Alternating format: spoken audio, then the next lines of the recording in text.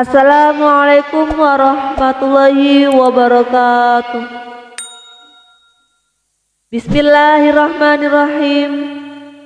Alhamdulillahirabbil alamin. Wassalatu wassalamu ala asrofil anbiya'i wal mursalin Sayyidina Muhammadin wa ala alihi wa sahbihi ajma'in. Amma ba'du. Sahabat cerita para wali yang diberkahi Allah Subhanahu wa Ta'ala, semoga kita semua selalu dalam lindungannya dan diberikan rezeki yang barokah, umur yang panjang agar senantiasa bersyukur kepada Allah Subhanahu wa Ta'ala. Amin ya rabbal alamin. Kali ini saya akan berkisah tentang Habib Kunjung dan kisah jenazah tak bisa diangkat. Derap langkah kaki para peziarah terdengar mendekat ke bangunan berukuran 6x12 meter berwarna hijau yang dikelilingi ratusan nisan. Suara itu perlahan menghilang di depan sebuah pusara bertiara murah tua. Berganti lantunan ayat suci yang menggema dari berbagai sudut. Puluhan peziarah terpantau hilir mudik sejak pagi hingga siang di komplek makam Habib Ahmad bin Alwi Al-Haddad atau lebih akrab disapa Habib Kunjung di Jalan Rawajati Timur 2, Pancoran, Jakarta Selatan. Komplek makam Habib Kunjung bersebelahan dengan Masjid Jami At-Taubah yang merupakan masjid tertua di Kalibata dengan usia kurang lebih 1 abad. Gapura bertulisan Rahmat Habib Ahmad bin Alwi Al-Haddad atau Habib Kunjung dan makam keluarga Habib Abdullah bin Ja'far Al-Haddad menjadi tanda pemisah antara dua bangunan tua itu. Tak jauh dari gapura beberapa pedagang aksesoris muslim tampak menjajakan dagangannya, mulai dari peci hingga poster Habib Kunjung. Komplek makam Habib Kunjung terbentang begitu luas. Ratusan makam berjinar keramik mengelilingi bangunan berwarna hijau yang menjadi tempat peristirahatan terakhir Habib Kunjung. Bahkan beberapa makam yang berada di selasar gubah itu.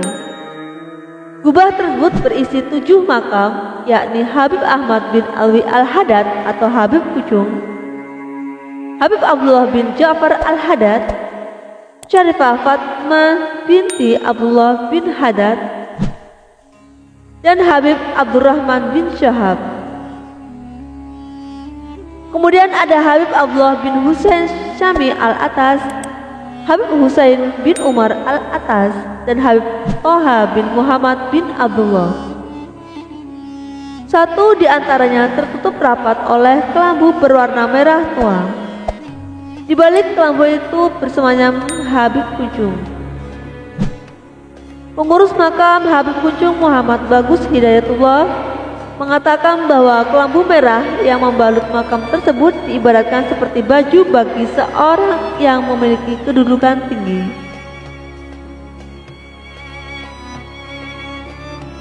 Bagus membuka kelambu yang membalut makam itu.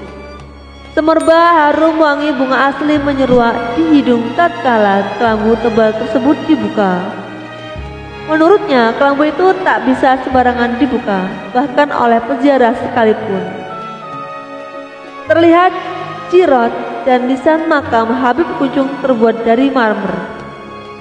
Selain itu, makam Habib Kunjung juga tampak lebih tinggi dari 6 makam yang berada di sebelahnya. Hal itu lantaran Habib Kunjung dinilai memiliki derajat yang paling tinggi. Bagus menuturkan Habib Kunjung berasal dari Hadramaut, Yaman Selatan. Beliau merupakan saudagar kaya raya di negeri itu.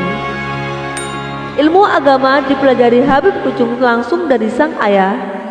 Usai belajar ilmu agama, beliau mendapat bisroh atau petunjuk untuk hijrah ke Asia. Negara Asia yang disinggahi pertama kali adalah Singapura. Di sana beliau meninggalkan seluruh harta kekayaannya dan memutuskan kembali ke Yaman.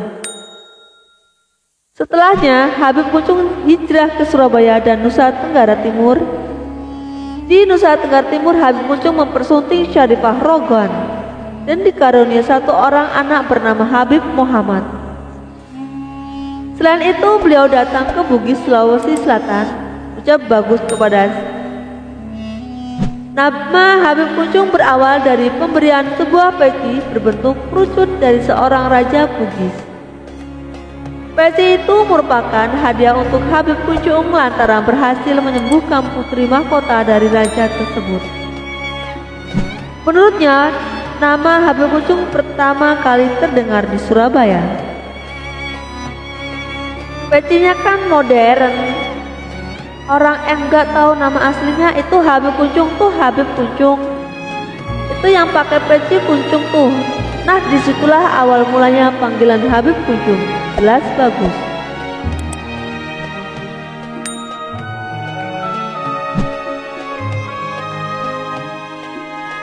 Itu Habib Kuncung tuh Habib Kuncung, jelas bagus. Bagus mengatakan jenazah Habib Kuncung sempat tak bisa diangkat usai disolatkan di Masjid Jami'at Taubah. Padahal saat itu liang lahat telah disiapkan. Pas diangkat jenazahnya enggak bisa semua, ucapnya. Kemudian saudara Habib Abdullah bin Ja'far Al-Haddad, Habib Toha bin Ja'far melakukan sholat dan meminta petunjuk Allah Subhanahu wa Ta'ala. Ternyata ruhnya beliau ngomong, gue pengen di sini karena gue adalah omongan sama Habib Abdullah bin Ja'far. Kata bagus. Akhirnya digalah di sini pas di kepalanya Habib Abdullah bin Ja'far Al-Haddad.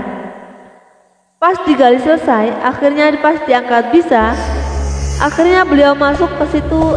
Itu asal muasal jenazah tidak bisa diangkat karena semacam ada ikatan dari omongan Habib Abdullah bin Ja'far Al-Haddad sama Habib Kuncung, sambungnya. Bagus menyebut gaung nama Habib Kuncung sudah terdengar hingga seluruh penjuru negeri. Makam Habib Kuncung, kata dia, setiap harinya ramai oleh peziarah. Kebanyakan dari mereka berziarah pada malam hari karena merasa lebih khusyuk dalam memanjatkan doa. Kemarin peziarah yang pernah saya temuin dari Singapura, Malaysia, Brunei Darussalam, dan Australia, Belanda, dan Inggris katanya. Kalau dalam negeri kebanyakan dari Banjarmasin. Kalau dari Sulawesi ada Ternate, Gorontalo, Palu. Dari Papua juga ada, yang dari Bali pun ada, Surabaya banyak imbuhnya. Usai memanjatkan doa-doa di depan makam, para peziarah umumnya mengambil air dari gentong yang berada di daerah tersebut. Gentong itu berjumlah 3 buah dengan ukuran cukup besar. Mereka tampak sudah menyiapkan botol kosong dari rumah.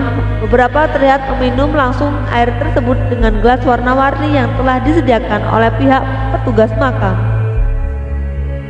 Gentong ini disiapkan disebutnya sebagai air keberkahan. Air ini berfungsi menurut niat dan hajat kita. Air ini sebagai wasilah karena yakin mampu menyembuhkan dan hajat-hajat lainnya terutama penyakit, terang Bagus. Bagus berujar banyak pula peziarah yang mengaku-ngaku sebagai keturunan dari Habib Kuncung. Padahal putra semata wayangnya yakni Habib Muhammad tak dikaruniai seorang anak meski menikah 2 kali. Oleh sebab itu garis keturunan Habib Kuncung pun terhenti.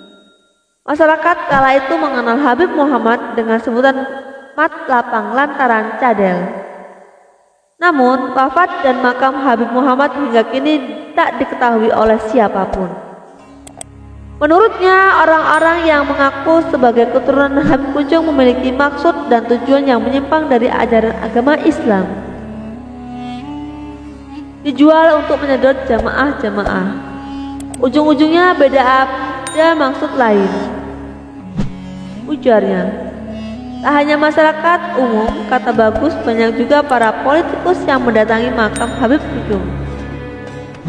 Terlebih saat menjelang pemilihan umum seperti pada 2019 lalu. Hal itu dilakukan lantaran mereka meyakini bahwa makam Habib Kuncung merupakan kunci untuk wilayah di Indonesia. Pertama, sini merupakan kunci wilayah Jakarta. Kedua, di sini untuk jabatan itu cepat karena beliau sebagai ahli darkah suka ngebantu siapapun begitu dipanggil beliau datang. Imbuhnya mengutip jumlah jurnal berjudul Analisis Daya Tarik Wisata Religi di Makam Habib Kucung dan Masjid Jumat At-Taubah, Kecamatan Pancoran, Jakarta Selatan, oleh Adinda Safa Ardianti. Habib Kucung merupakan orang yang memiliki kemampuan melebihi manusia pada umumnya, yang tak bisa dinalar menggunakan logika atau disebut dengan khayratul ada.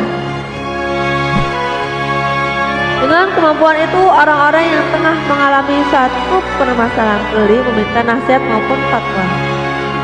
Nasihat tersebut akan diberikan merujuk pada Al-Quran dan hadis. Wallahu a'lam bishawab. Wassalamualaikum warahmatullahi wabarakatuh.